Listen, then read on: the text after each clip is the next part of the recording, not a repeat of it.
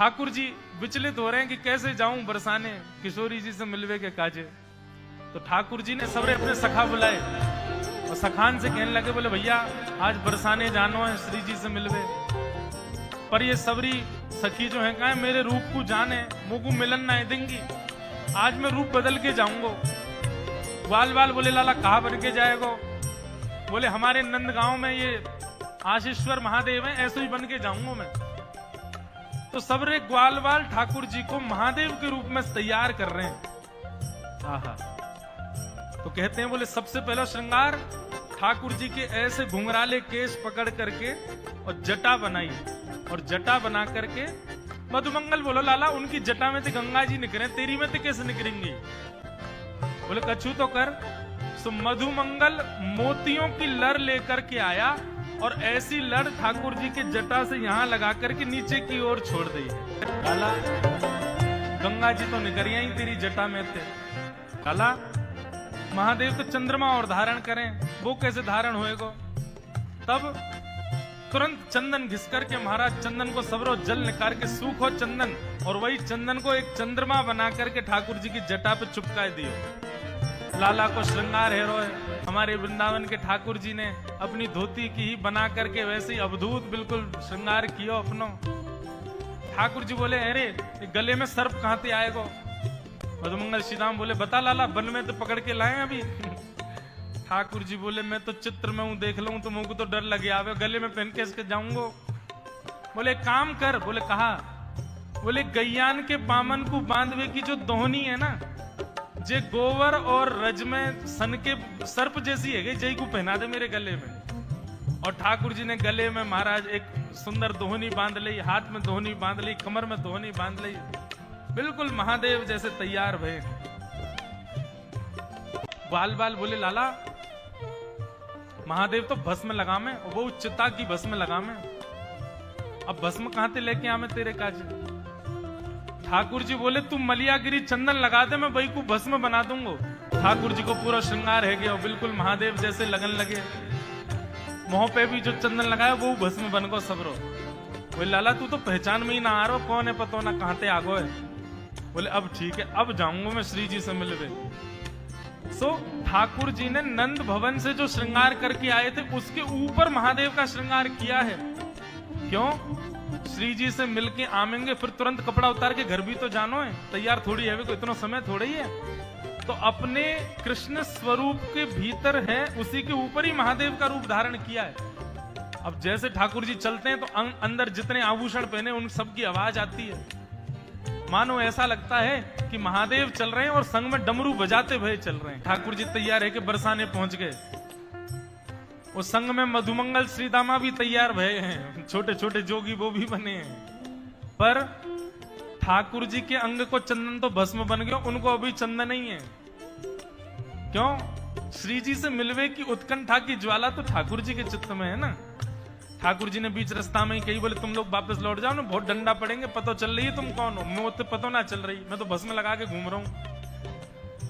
ठाकुर जी अकेले बरसाने गए, अब बरसाने में जाकर के महाराज अलाक निरंजन घूम रहे हैं नन्हे से गोपाल जी बरसाने में।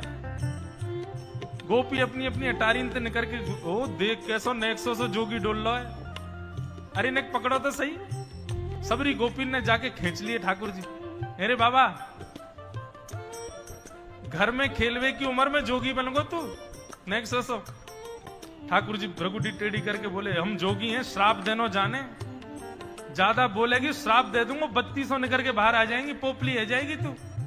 बोले अरे बड़ो तेज बोले जोगी तो। सब गोपियां कह रही हैं, बोले अच्छा जोगी तुम पे कहा आवे? बोले हम जिसको देख लें उसको देख करके भविष्य में उसका ब्याह किससे होगा ये बता सकते हैं। बोले अच्छा तुम बता दोगे? बोले हाँ। अच्छा नहीं मेरा बता दो, मेरा ब्याह कौन से होगा? बोले तेरो ब्याह ना होगा, तू ऐसी रहेगी जीवन भर, तेरो पति ना दिख रहा मुंह को। दूसरी गोपी बोली अच्छा अच्छा मेरो बता दो, मेरो ब्याह कौन से होगा? बोले पास में एक गांव है, वहां पे एक गोबर चुरावे वालो गोबर चोटा रे बातें होगा तेरो ब्याह। सबरी गोपी बोली बड़ो टेढ़ो टेढ़ो बोले, तभी एक गोपी बोली, सुनो, हम अपनी कहा पूछ रहे हैं, या जोगी पे कछु आता हो तो ना श्री जी हमारी श्यामाजू के बारे में पूछे, उनको कौन तो ब्याह होएगो। सभी सखी बोली, अच्छा तुम हमारी स्वामिनी जी से मिलोगे, उनको नेक बता दोगे कि उनको ब्याह कौन ते होएगो। ठाकुर जी बोले, ले चलो अभी बता मैं। आहा, ऊंचे भवन पर लेकर के गए हैं ठाकुर जी को।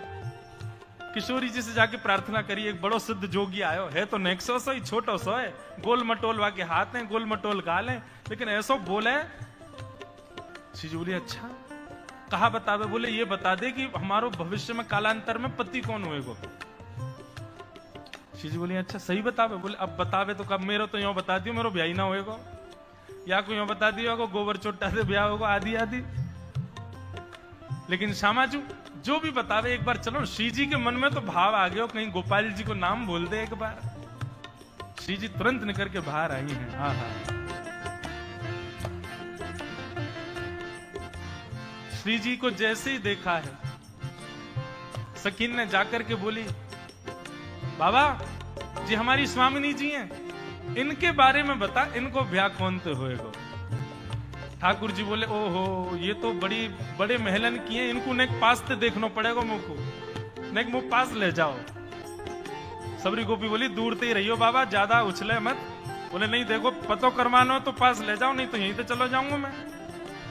पास ले गए। बोले, नेक और पास ले जाओ। बोले, बाबा आप बस कर दे। बोले, ले तो जाओ, तभी तो दिखेंगे, इनके रो कूपन से मुंह को पता चलेगी कि कौन है इनको। आप बिल्कुल समीप ले गए, और जैसे ही दाहिने में आकर के ठाकुर जी खड़े भई, बाम अंग में श्री जी खड़ी भई, सोई धीमे से ठाकुर जी ने श्री जी के कंधा पे ही हाथ धर लियो। बोले, ए बाबा क्या करे। बोले, इनको भविष्य को कसम में ही हूं, मोते ही होएगा इनको ब्याह। ठाकुर जी बगल में जाके खड़े भई, ओहो महाराज। सखीन ने जैसी देखी, अरे या बाबा को बताएंगे अभी। सबरी डंडा लेके, झाड़ू लेकर के, चप्पल लेके, खड़ाऊ लेके सब भगी ठाकुर जी के पास।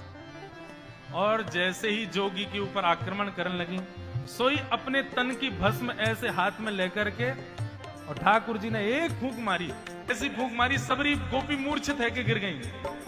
और जैसे ही सब मूर्छित भई हैं महाराज, अब श्री जी और ठाकुर जी दो ही बच्चे हैं, बाकी सब तो मूर्छित पड़े हैं। ठाकुर जी खूब निहार निहार के देख रहे हैं किशोरी जी को, और किशोरी जी के सुंदर वा भेष को दर्शन करके ठाकुर जी बावले है गए। और ऐसे बावले भय महाराज किशोरी जी को देख करके, ठाकुर जी इतने बावले भय महाराज, अब तो रास्ता में चलते फिरते बस वही स्वरूप किशोरी जी को याद करें, वहीं बैठ के राधे राधे राधे राधे गाने लग जाएं। कभी जमुना जी में जल डार के पड़े हैं, भस्म रमाए पूरे अंग पर, लौट करके आए, मधुमंगल श्रीदामा देख रहे हैं, लाला जी कहाँ है गो। तो ठाकुर जी प्रति उत्तर में कुछ बोल ही नहीं रहे, बस राधे राधे राधे राधे राधे राधे। लाला भूख लगी, बोले राधे राधे। प्यास लगी, राधे राधे। नंदगाम जाएगो, राधे राधे। ऐसे ठाकुर जी के चित्त में चढ़ गई किशोरी जी।